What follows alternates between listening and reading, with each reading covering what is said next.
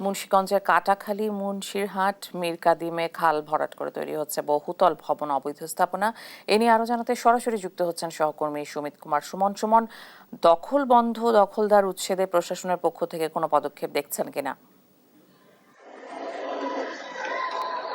জি, আসলে আপনি যেমনটি বলছিলেন, এই খাল দখল কিন্তু এই নতুন করে না, এটি কিন্তু যুগ যুগ ধরেই কিন্তু প্রশাসনের নীরবতার কারণে কিন্তু এই মুন্সিরহাট খাল এবং কাটাখালী খাল এবং মীরকাদিমের এই খালগুলি কিন্তু আসলে দিন দিন প্রভাবশালীদের দখলে, আসলে প্রভাবশালীদের কারণে কিন্তু দখল হয়ে যাচ্ছে। তো এখানে কিন্তু এক সময় এই খাল থেকে কিন্তু ধলেশ্বরী থেকে একেবারে পদ্মা নদীতে কিন্তু বড় বড় নৌযান চলতো। তো এখানে কিন্তু আসলে খালের দুই পার কিন্তু আসলে আস্তে আস্তে কিন্তু প্রভাবশালীরা ভরাট করে অবৈধ স্থাপনা এবং বহুতল ভবন তৈরি করছে বলে আমরা এখানে অভিযোগ পেয়েছি এবং আমরা দেখেছি। তো আমি একজন সুশীল সমাজের একজনের সাথে কথা বলবো।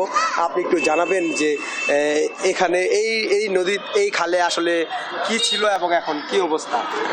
আসলে আমাদের মুন্সিগঞ্জ শহরের অধিকাংশ খালগুলি নানাভাবে অবৈধভাবে দখল হয়ে যাচ্ছে।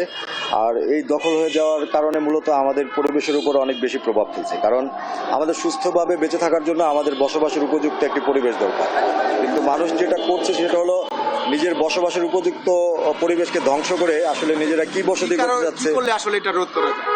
এটার জন্য আমাদের যে খালগুলো রয়েছে মুন্সিগঞ্জ শহরের, যে শহর জুড়ে যে অতীতে আমরা যে খালগুলো দেখেছি সেই খালগুলোকে পুনরুদ্ধার করা অতি জরুরি। ধন্যবাদ আপনাকে। জি, আসলে আপনি যেমনটি শুনছিলেন যে তারা অভিযোগ করলেন যে প্রশাসনের নজরদারির অভাব রয়েছে। তো এই ছিল আমার কাছে মুন্সিরহাট খালের দখলের সর্বশেষ তথ্য। ধন্যবাদ আপনাকে।